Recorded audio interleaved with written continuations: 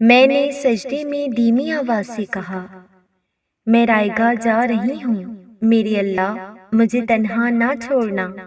اور اللہ کی طرف سے بڑی محبت سے سورۃ الضحیٰ میں جواب آیا، تمہارے رب نے تم کو ہرگز نہیں چھوڑا اور نہ وہ ناراض ہوا۔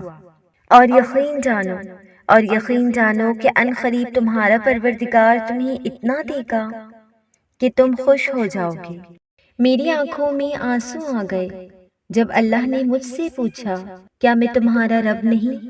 میں نے کہا، بے شک آپ ہی ہیں۔ اس پر اللہ نے بڑے لاڈ سے کہا، تو پھر کدھر جا رہی ہو مجھے چھوڑ کر؟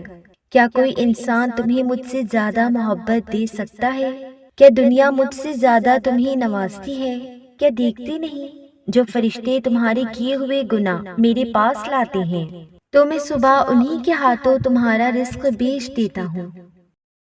اسی لیے حالات کیسے بھی ہوں، اللہ رب العزت پر بھروسہ رکھو اور دعا کے لیے ہاتھ بلند رکھنا سیکھو۔ ہر لمحہ عارضی ہے، ہر دکھ سکھ میں بدلنے کے لیے ہی ہوتا ہے، ہر آزمائش کے بعد ہی آسانی لکھی ہوتی ہے۔ تو پھر کیوں دکھوں کے لمحوں میں شکوے شکایتیں لے کر بیٹھنا؟